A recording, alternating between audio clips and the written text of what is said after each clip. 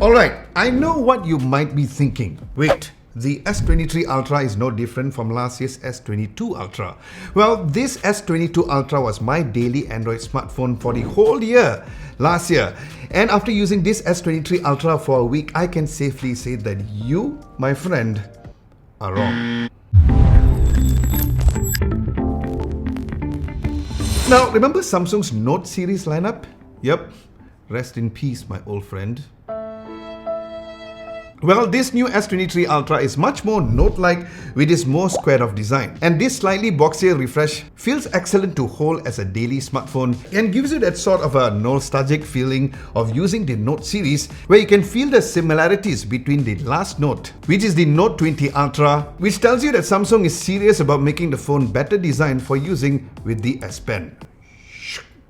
Now, this classy matte green finish along with the boxier design gives a nice grip when I was holding the phone naked. And yes, I have been using the phone daily without a case, no worries. However, I do miss the white color option, which is no longer available, but this green over here is definitely a refreshing take. But a slight downside for this beauty is that since I'm not using a case, when I use the phone on the table, it does tend to wobble from the middle to the bottom right of the screen. Definitely nothing major, but worth pointing out if you prefer using this naked, so you probably need to put some clothes on.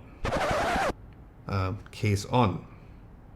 And what is major is Samsung's focus on being sustainable with their products, and it's great to know that the Samsung S23 Ultra is now using up to 12 recycled materials compared to the 6 in the Galaxy S22 Ultra. Now, just because it's using a recycled product, that does not mean that it will impact the solidity of the phone, because it's one of the most solid phones that I've held so far. Now, as usual, Samsung is known for its display technology, and once again, this S23 Ultra features one of the best screens out there, and the 6.8-inch WQHD Plus Dynamic AMOLED 2x display is definitely huge, where the edge just slightly tapers off the screen to the size of the phone, making the phone look flatter than how it looks during my first impressions, and that is certainly a great thing. And with that, the screen has a very accurate DCI P3 color gamut, which means gorgeous colors with the best-in-class contrast and black levels. And there's even an option in the display settings to switch to natural if you don't enjoy the vivid colors, and adjusting the white balance down to its RGB settings, which were nice, but I left it at default on the vivid settings. So it's like having Samsung's best QLED TV scaled down to the palm of your hands when it comes to the size, which is something that I just can't stop looking at the phone screen. Now, since it is an LTPO screen, so the screen will automatically change between 1Hz to 120Hz depending on what you have on your screen, giving a buttery smooth scrolling and gaming while saving battery life. Or does it really save battery life? Well, more on my battery life later on in this video. Then it also has a peak brightness of 1750 nits, which is more than enough usage under direct sunlight, and it also comes with the advanced vision booster, where the phone will automatically change the screen color tone or quality for improved clarity, whether or not you're outdoors or indoors as well. And I've said it before in my first impressions video, and I'll say it again, that the screen on this phone is the best on getting the right amount of automatic screen brightness, where there was never a point in time where the screen was too bright under low light or too dim under bright daylight, making the experience extremely seamless, and with that, making this one of the most compelling reasons to get the phone. But then again, it is the same screen as the S22 Ultra, right? Well, you are right, but with a simple tweak of the edges as mentioned earlier in the build quality was indeed that something that made the experience when using the phone even better. Okay, how about the cameras then? Well, a recap of the specs. There is a 200 megapixel f1.7 wide camera, which is a massive jump compared to the previous 108 megapixel lens. Then the rest is a 12 megapixel f2.2 ultra wide camera, a 10 megapixel f4.9 10 times periscope telephoto lens, and a 10 megapixel f2.4, all for the rear. And the front is a 12 megapixel f2.2 aperture lens compared to a massive 40 megapixel lens from last year. And while it does seem like a downgrade, but here's where you're wrong. Say what? What? Yes, believe it or not. And I'll show you some image comparison in a moment, but let's first start with the rear cameras. Now, starting from the 200 megapixel mode with its high resolution, it would be great if you're someone who likes to recompose your shots. Now, personally for me, I don't come into situations where I really need to use this high megapixel mode, but there is someone who definitely does. However, I do appreciate the pixel binning images where it did look very great since it does make the image look extra sharp with details and dynamic range, which overall surpasses my expectations when I decided to pinch and pixel peep into my pictures. Then the ultra-wide images were sharp from edge to edge as always with no barrel distortion. Then as for the portrait mode, the autofocus was very much improved compared to the previous version and super easy to nail the focus, definitely effortless to get a great shot. Now at night, Samsung takes it a step above compared to last year's model. Not that I found that anything was wrong in the first place for the S22 Ultra, but it has heavily improved because the picture quality on the ultra-wide was consistent throughout with the right amount of dynamic range with balanced highlights and shadows. And the same can be said for the main lens, which can be a touch brighter due to its slightly lower aperture value in the lens, which is great stuff overall for the rear cameras. But the definite biggest surprise is the front cameras, because as mentioned, the megapixel count dropped this year from 40 megapixel to 12 megapixel, but is even sharper than before. As the skin tones were natural with the details on my hair was very well pronounced and doesn't look over processed or even over sharpened. And if you prefer a warmer tone of your skin, there's a new toggle that you can turn that on as well. And yes, as you can see in this comparison photo compared to last year's S22 Ultra, so I guess this is definitely the case where bigger does not mean better.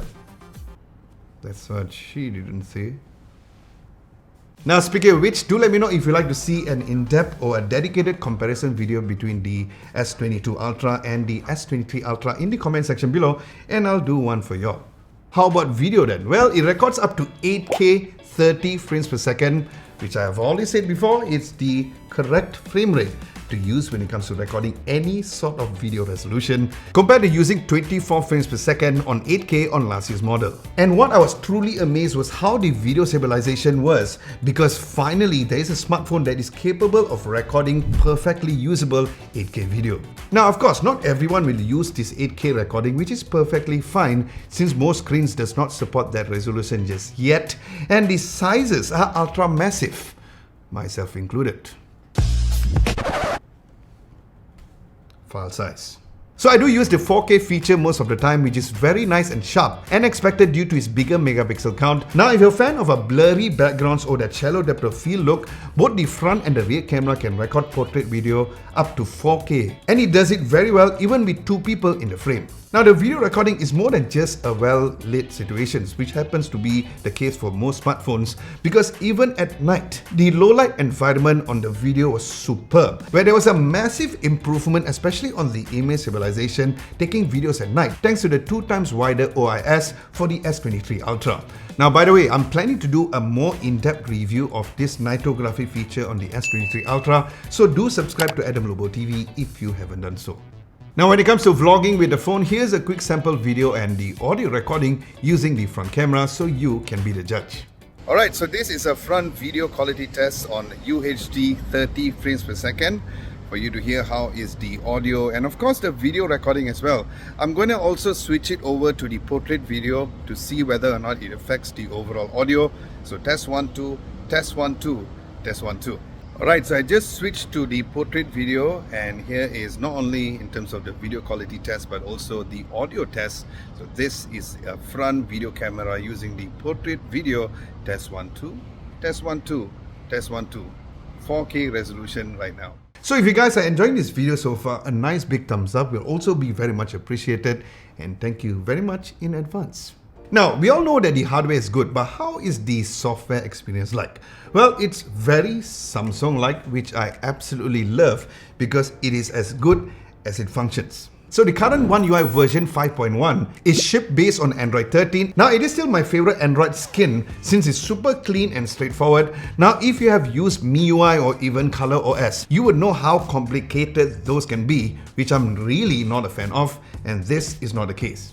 Now, one of the most useful widgets recently on the One UI 5.1 skin is the new battery widget, and here's where you can see all the battery status for all of the devices connected to the devices easily, like the S Pen, Galaxy Buds, and also the Galaxy Watch as well. Then there's a ton of more One UI customization, like showing the different types of style, font, or color of the clock widgets on your lock screen, where you can even customize the notification dot while adjusting its transparency or just using icons. Then below, you can either put your contact information or an inspiration quote or emojis as well. Then another favorite feature of mine is that not only you can change the wallpaper colors, but after choosing which color you want, you can even adjust the colors further to get that customized look for your phone. Now, to be honest, there are tons more features like this that makes One UI the best Android skin in my opinion, and I'm sure you will agree too. And if you'd like for me to do a dedicated video on how great One UI is, do let me know in the comment section below, and I'll also do a dedicated video for you as well.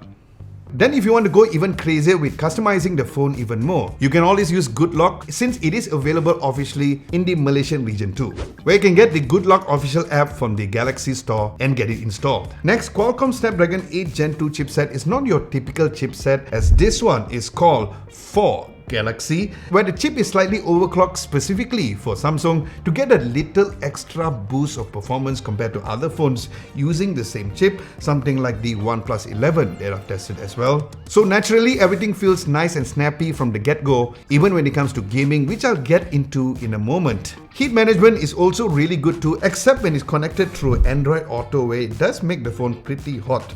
And that could be the case of Android Auto being updated, because it does look pretty outdated when it comes to the UI anyway.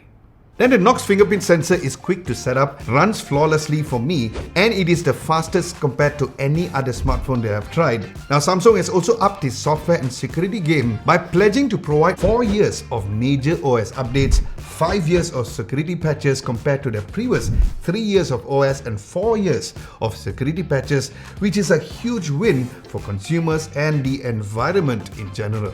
Now, during my entire weeks of use, I decided to use Genshin Impact for my game testing. And this, my friend, had the best gaming experience that I had on any Android so far, even beating the OnePlus 11, so much so that it can even rival the flagship iPhone's performance. Now, gameplay is silky smooth with no lag or micro stutter. Even when motion blur is set to extreme, the whole mobile gaming experience is awesome, with excellent detail and also nice color reproduction. Now, the stereo speakers were also clear and loud, and the boxier design gave a more ergonomic and comfortable handheld experience. Now, the phone only became quite warm after the 24th minute mark, and the battery drain also was quite fast at max settings, so I would recommend to bumping it down to medium settings for a much longer battery life and gaming session. But yes, compared to last year's S22 Ultra, there is a huge improvement when it comes to gaming on the S23 Ultra. So every great product comes with an Achilles heel, and for this phone it has to be the battery life on my first week of testing, because while the battery capacity is at 5000 milliamps, but with its power-hungry hardware like the flagship processor and the screen, typically the phone fell into 10% after 4.5 hours of screen on time, and sometimes just 4 on WQHD Plus resolution and dark mode turned on at 10% battery. And this does increase to about 5 hours plus when I lowered down the resolution of FHD Plus, which is more than enough for me to get by my day with a quick top up in the middle of the day during my workout sessions. But yes, I do understand that this may be a deal breaker for some of you out there, so do let me know what you guys think. And by the way, I'm not sure how Marquez is getting 8 hours on the phone, so I will revisit this after a full software update. So the S Pen on the S22 Ultra and also the S23 Ultra is the same, so you can expect a same experience for features like turning the handwriting to text. And the most underrated feature for me personally is the Bluetooth control for the camera app, so do expect a dedicated video for me to do a best tips and tricks on the S Pen.